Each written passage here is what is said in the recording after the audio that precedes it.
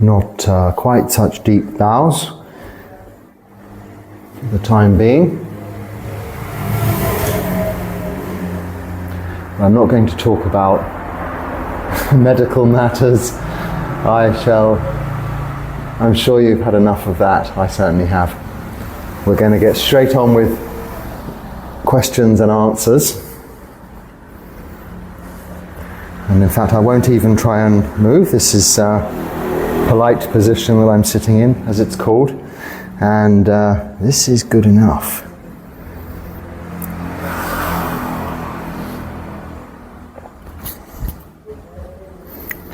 Hopefully I'm in the right place. I'll move back a little, just in case.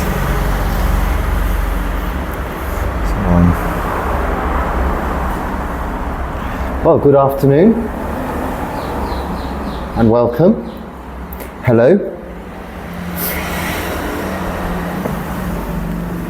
A few comments and questions for me to talk about today, to catch up on after my little absence. I'm still, to some extent, housebound for the purposes of this. I don't want to venture onto the sandy beach and sit anywhere there for the time being, but hopefully this is going to be audible and okay. Okay, right, beginning. Okay, let me begin with this question, which I'm not going to read the entire question because it is a speculative point of view, which is fine, but it also relates to another question which I've had recently, just very recently, which is going to be the same answer. Yes. No, not that one. I do apologise. Here you are. No.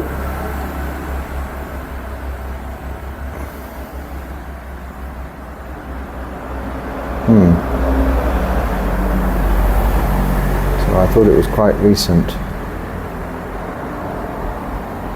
So,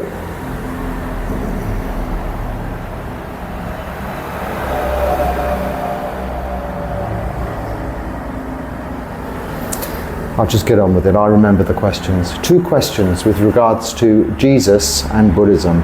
Buddhism and Jesus. The Buddha and Jesus Christ. Wow, it seems that Balala just knows when we are recording. She's been away all day and now she's just come back. She loves this. She's not a deva, a diva. D-I-V-A, not a D-E-V-A, which are Buddhist angels. Although she's certainly one of those, I think she's also a diva, as in the celebrity kind of sense. She likes to be on camera, it seems. So a long thing expressing someone's views, speculative views on the relationship between Christianity and Buddhism, Jesus and the Buddha. Did Jesus learn from the Buddha? You know, look, this is just speculation on an idea, and it's very interesting, and it's a subject that fascinates me a great deal, but it isn't to do with the practice of Buddhism. It isn't really to do with meditation, or keeping moral precepts, or developing wisdom. It's an interesting idea, and by way of entertainment and a distraction, can take you down many wormholes or rabbit holes, whatever you call them, on Google searches and such like. But there are some very interesting documentaries. Watch this one, Jesus and the Buddha, the BBC. That says it all. I don't want to comment more on this subject, as it is purely speculation. It is purely interesting ideas. I don't criticize anybody for asking these questions. It's a question I've been interested in also for many years, because of Jesus's the account of Jesus's life in the Bible is such that he has a missing 16 years after his bar mitzvah, when he could well have travelled to the east, and there are many influences over his teachings which could be attributed to coming from Buddhism. But that's as much as I'll say. Draw your own conclusions. I'm not the person or the expert to ask on that. There are places in northeast India, or on the edges of Nepal anyway, the foothills of the Himalayas, where one can go and find and see and read all about this history. But better than that, you can just Google it on YouTube and watch some movies, watch some videos, watch some documentaries, whatever you call them. That's where you can air your views, your comments, and have your discussions about such matters. So I have to draw a line under Jesus and the Buddha. I know I started it by putting a short video about that very subject a long time ago now, well, a year ago since doing this. But I think now is the time for that discussion. It's been done really now. It's been very much done. Now, I'm having a little bit of difficulty seeing these, so how do I do this? So that's Jesus out of the way. I don't mean that in a disrespectful way, but let's not talk about that too much. Okay. Right, I'm going to have to go to some shorter questions.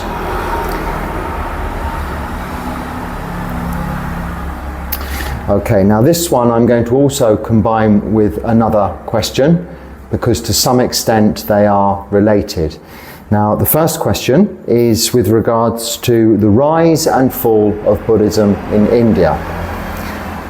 Again, I'm not going to talk about that. I'm by no means an expert. I have my views, but my views, my opinions on that subject are quite irrelevant. Again, there are many history books, videos, talks on this very subject matter. But one thing I will say is that in the time of the Buddha, the world was a very different place. The geography wasn't really just India, it was many countries. It wasn't India, Sri Lanka, Thailand, Burma, like that. It was many countries, all kind of on a continent, albeit, obviously Sri Lanka being a little separated, being an island. But nevertheless, the reasonings behind can be, again, ingredients, source for so much speculation. The fact is, Buddhism is, apart from the holy places and in northeast India nowadays, Buddhism isn't the main religion in India, like it isn't the main religion in many countries. And that's fine, it doesn't matter. Buddhism isn't geographical, it isn't political. It's become a global understanding, a global philosophy, also a global religion, because even long before the internet, people went, you see in even Victorian times, people from my own country, England, UK, were going to India to research. Edwin Arnold, I think, meeting up with Anagarika Dharmapala from Sri Lanka, coming to India to revive Buddhism in there. But it did die out quite early on after the Buddha's parinibbana, his final death in terms of his bodily sense and attainment to the final nibbana, so no more rebirth. And you do mention in your comment with reference to Ashoka and him sending, he actually was the one who sent his son and his daughter to Sri Lanka. And then, of course, later on in history, there are many other developments and things that have made Buddhism sort of come and go in waves in that country. But this is also the case with many other religions in other countries. And once again, I'm not in a position or really interested in discussing at length speculative ideas as to why or why not it is that prevalent today in India as it is now, other than it is mainly a Hindu and Muslim country. So, that covers 4 questions now. So I might have taken a long way around it, because, the second question that relates to that one is with regards to my views on, I think I've talked about this already, but Sri Lanka, but then people started a chain of comments with regards to Buddhism in Sri Lanka and to some extent in Thailand, where senior monks or people have commented that this is no longer possible to attain to enlightenment.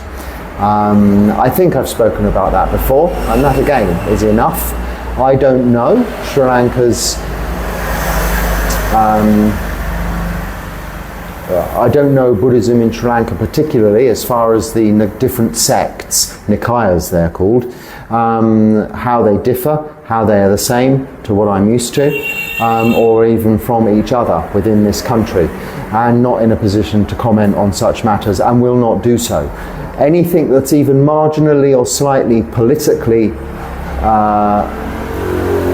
has a political leaning or view or bias in any sense, I'm not in a position. I don't want to talk about those kind of things, but I'm not in a position to, because I don't know what's happening in the world politically. I don't watch the news or read newspapers or even look at the news feeds on the internet. So I'm again unqualified to comment on any such matters, and fully and openly saying that to you, just so as you know, I'm not avoiding the question. I don't know. Now, why is it that maybe some monks or Buddhist monks in Sri Lanka don't believe in enlightenment now? I don't know. I also know in Thailand there are many that do, but apparently there are also some that don't. So that is the end of that thread of conversation. But it leads me nicely on to something somebody mentioned with regards to a comment by Ajahn Sona. I'm not very organised with this. Yes, dear Bhante, Ajahn Sona says it's possible to attain the 3rd stage of enlightenment as a layperson.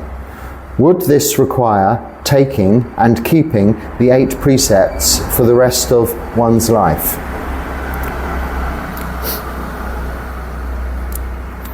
What was that?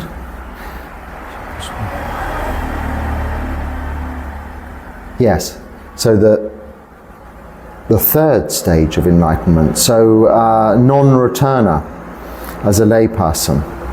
Well, even the 1st stage of enlightenment, Sotapanna, is a very high attainment. I'm pretty sure that Ajahn Sona would have said that, a very lofty aspiration. This is where you've completely extinguished all personality view. You have absolute faith and no doubt in the teachings of the Buddha, and you have abandoned all rites and rituals. These 3 major fetters that are so very difficult, especially that of a belief in self, are so difficult to eradicate. That is a high enough aspiration. And certainly the 3rd stage of enlightenment, once returner, you have more or less, not completely, but eradicated during the 2nd stage of enlightenment, and actually the 3rd stage of enlightenment is non-returner. The 2nd stage of enlightenment is once returner. These stages you are slowly eradicating, eroding, getting rid of sensual desire and ill will. Those major hindrances to our practice, liking and wanting and disliking and not wanting. These are being slowly eradicated, including that with that conceit, aggression, anger, all of these negative emotions. But they don't really go in their entirety until you attain to arahantship. However, with regards to this question, do you have to take the 8 precepts? You know, just taking the 8 precepts is a very good thing. Once a month, twice a month on the Uposatha if you're a lay person. Keeping the 5 precepts is essential, yes. Keeping or taking the 8 precepts is an option for lay people, which is strongly recommended by the Buddha on the Uposathas. Those days particularly, just because if you're going to pick a day, why not have a calendar day? But for ourselves in the Western world, it's possibly better to say every other Sunday, or once a month, the first Sunday or second, third or fourth Sunday of the month, a day when you're not working, something like this. And that's advisable to assist and support your practice of meditation, and also assist and support you keeping of the 5 precepts, which is essential. But as far as actually keeping them as part of the process and the stages of enlightenment, it's to some extent, I won't say irrelevant, but you will do nothing other than, without officially going to see a bhikkhu and saying, give me the 8 precepts, you will not be wanting to necessarily eat in the afternoon or just eat at inappropriate times. You will not be wanting to dress yourself up, beautification, perfume and nice hairdos. You will not be wanting to binge on entertainment and listening to music. You will not be wanting to have sexual relations anymore, and you will not be wanting to sleep and laze around in luxurious furniture, because you are reaching through those other 2 stages of enlightenment, this third stage of enlightenment. So yes, of course, many lay people, in fact more so than monks, have attained to arahantship, the 4th stage of enlightenment. Now that is purely because of the numbers. There are many more lay people than monks or nuns. But if you take it as a percentage, of course it's less, but it does prove that there are many accounts of lay people through the suttas and in subsequent history that have attained to arahantship or enlightenment. But of course, it's not a case of taking precepts to become an arahant or to become enlightened. It's a case of practicing, and this way will get you to enlightenment. Don't worry so much about the stages. When you get to Sotapanna, the rest is your plain sailing. Yes? This is the big hurdle. Even the middle 2 are a very slow, it's a grey area. They're a slow progression of eradicating the rest of the 10 fetters to finally having none of the 10 fetters and to becoming an arahant. But once you get through to that stage of Sotapanna, why would you do anything else than be keeping the 8 precepts without even thinking about it? It's not a question that would enter your mind. These other things, which are not moral issues, they're just things we choose not to do, which you would naturally choose not to be doing just by the very nature that you are a Sotapanna, a stream enterer, or on the 1st stage of enlightenment. I've really lost my way with where I am on these questions. What's this one? Okay, well I can summarize this, I won't read it all. Can you share with us your studio equipment, behind the scenes cameraman, technical expertise, and so on, you go on. Well, I appreciate your, that you think this is in any way that professional. It really is not. Sometimes this subscriber, you know who I'm talking about, I wonder if you actually watch these videos, because you ask me some questions occasionally that I must explain over and over again in each and every video. I have just very little with me. I have this very inexpensive, I will use the word cheap, it's a cheap Indian phone, an Android phone, well under $100, we use dollars, yeah? And that is it. And as far as external mics, I have a very cheap external mic. They change because they don't always last so long, and various subscribers have sent them to me via various means of delivery services in whichever countries I've been in. I use an external mic purely because then you don't have to sit right in the phone to be heard, and for the background noises that may be around if I didn't. There is no expertise and no, what else do you say? Do I even trim the, no, I don't even edit. The only thing I do that's in any way close to editing is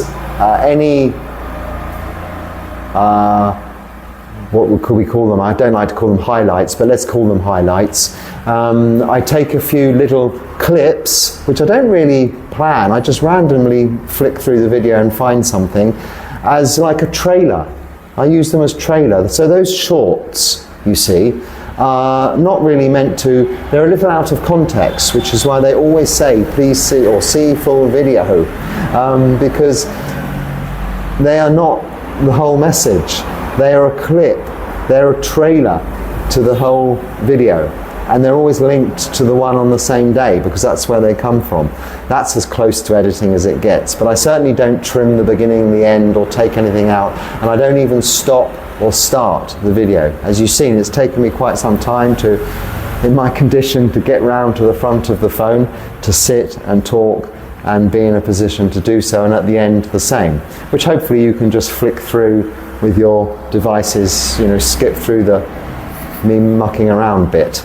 As for front and back camera, I just use the camera on the back of the phone because I guess that's the better one than the one on the front. I only guess that because it looks like it's a bigger sort of proper lens, whereas the one on the front is just a tiny little hole in the front of the screen. But very cheap phone, so my entire studio equipment is valued, I should think, at very much under $100. I should say probably a little over $50 would buy you this entire studio. Now my surroundings are the studio of this universe, this planet, wherever I happen to be at the time, which is also my temple. It's where I live, wherever I happen to be. So this is why it's so wonderful, the backgrounds I have and the surroundings, not so much today, but usually, because I'm just doing this thing very amateurishly. I stick the phone on whatever is handy, in this case a chair, and sit in front of it. I mean, it's really as simple as that, nothing complicated. Excuse me. But I don't mean to be disparaging about your comment. I'm very flattered that you think it's by any means properly done. It's certainly not properly done.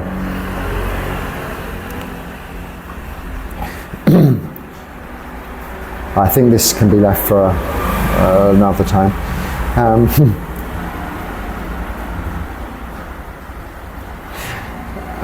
Somebody is asking me again on the realms of speculation. Not so much, but a little. Wanting me to make a video on on Buddhist cosmology, on the different realms of existence, from animal realms through up all of the levels of the heavenly realms and godly realms. There's 32 or something heavenly realms. And also as a result of karma, where you go, where people were likely to end up. Well, firstly, we cannot know that. Unless you're an enlightened being and can remember all of your previous lives, like the Buddha, then we cannot know this. So this is speculation, and the Buddha said, as one of the Achintaya, we don't try and predict karma, understand karma to that degree. Just that causes and conditions we put in place will have the results. Vipaka, karma, actions, vipaka, results of those actions, the results of causes and conditions we've put in place. So we cannot determine, because also we've had not infinite, but we cannot calculate or even know this, the number of former lives. So karma, old karma, can be catching up from many lives previously, not just this life. Therefore we have to say, even if we've been absolutely a model of virtue and behavior and practice in this life, it's not to say that we haven't done something nasty in many lives previously that we haven't caught up with yet. So we don't try and guess, and it would be speculative to do so. If you are interested in Buddhist cosmology, though, again, like those other subject matters I mentioned, for instance, Jesus and the Buddha, BBC, or the history of Buddhism in India, just Google that, it'll do, it'll bring up many videos, or this subject, Buddhist cosmology, certainly again, Ajahn Sona, go to his channel. He has had some very good guests and talks himself on this very subject. Not speculative subjectively, but from the suttas, from the word of the Buddha, from his very deep knowledge and understanding of such matters, which I do not have. I am only interested in what I can do for me in my practice of keeping moral virtue and practicing meditation and developing wisdom, and what I'm able to share with people here and now at the moment. And if by that good action it helps by way of anumodana punya karma, sharing of that goodness or that meritorious behavior, does go into other beings in other realms, that is a bonus. But I don't want to spend time in this lifetime trying to guess at things, speculate on things, when there is so much there that is evidently true and still has to be managed. When we're free of suffering in this lifetime, yes, spend the rest of this lifetime speculating. But firstly, the main goal is to become free from suffering in this lifetime. I think it's too late now. It's just started raining. It's been raining a while, and I've left my bowl cover outside hanging and it's getting wet, but I can't really just jump up at the moment and go and rescue it. It can dry tomorrow. But thank you for your question, and please go to Ajahn Sona's channel. Very good channel. Subscribe, watch it, and learn a lot. And there's the other Jesus one, about Jesus influenced by the Buddha. Well, I've covered that, haven't I? Yes. In my understanding that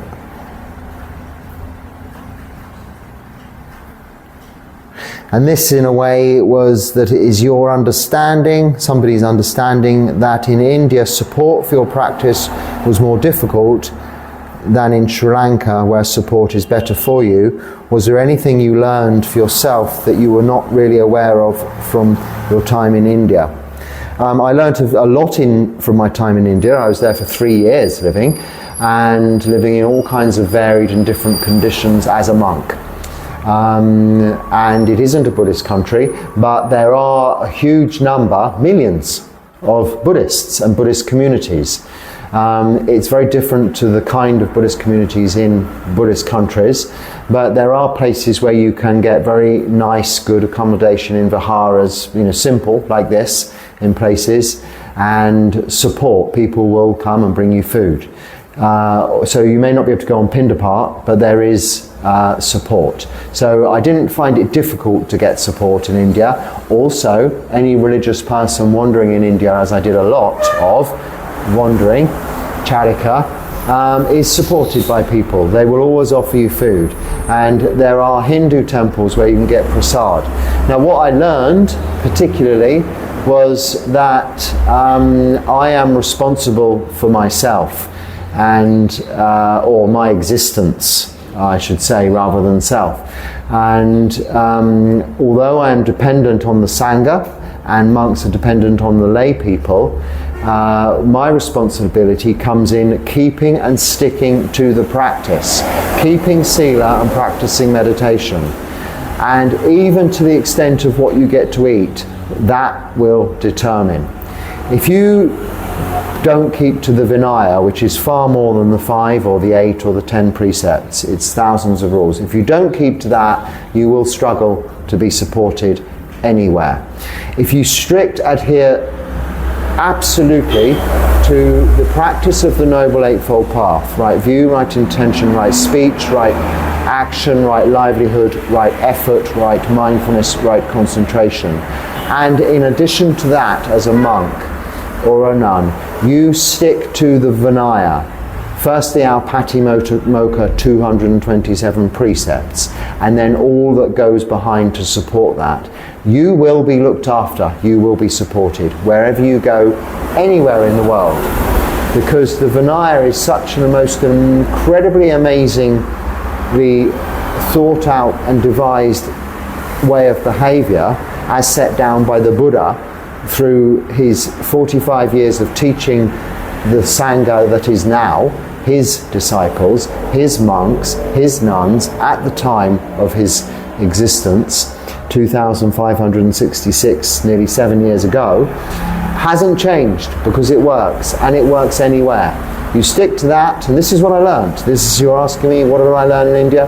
It was a very good place for me to have the opportunity to walk around like this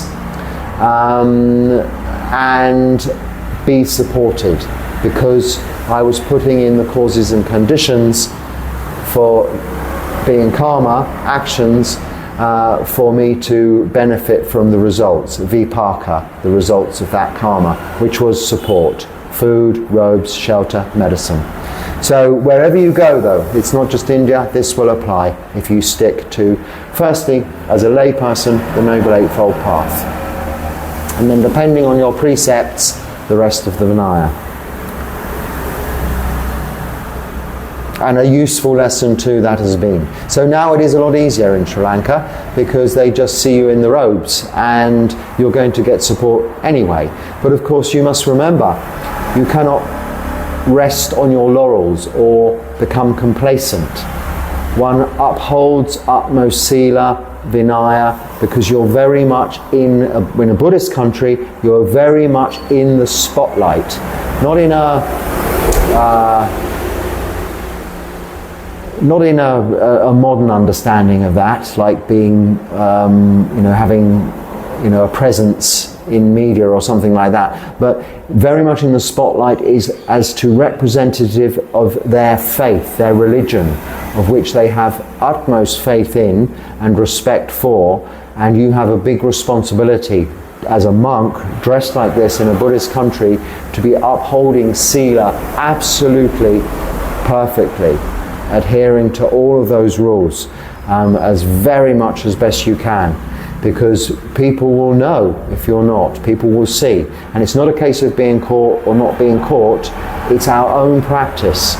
We keep this sila to protect our own practice and our development on this path. Wow.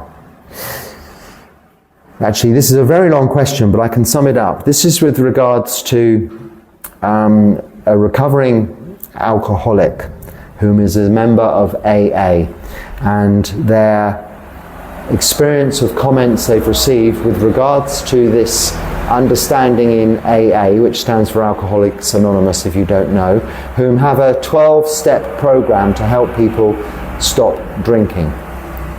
Or they're actually, this also applies to other narcotics. There's Narcotics Anonymous, NA also. But it's much the same. And I will say, taking it outside of the realms of AA, this, what your questions you're asking here, or the question you're asking here, applies to all addictions of any nature, even if you're not an addict who's suffering, but are trying to give something up. For instance, giving up smoking, or just giving up maybe watching too much Netflix, or giving up alcohol just generally, even if you don't have debilitating results of that activity. So with regards to AA, the comments you've heard are that Buddhism is no good because there is no higher power. Now, in Alcoholics Anonymous, one of the first steps is to put your faith in a higher power, higher than yourself, to help you out of your problematical situation. I don't want to comment too much on that, because that is not a method I prescribe myself. However, somebody has very well given a very good answer, which I can't see on here. Can I? No. Oh, maybe I'll get it on the next one. No. The same subscriber asking me about the videos. So, very good answer you've given, that, well, actually in Buddhism there are many gods, many higher powers, and the most supreme power of that was the Buddha, who taught gods and devas. Not divas like Balalala the cat, but devas, angels. So this is again verging on Buddhist cosmology. You don't have to believe that. But AA is open to all religions, and including Buddhism. And specifically, they do say in modern organizations of AA, and I don't know what country you're from, that it doesn't have to be a god. Your higher power can be anything. It can just be a belief, a faith in something that you choose is of greater significance than yourself.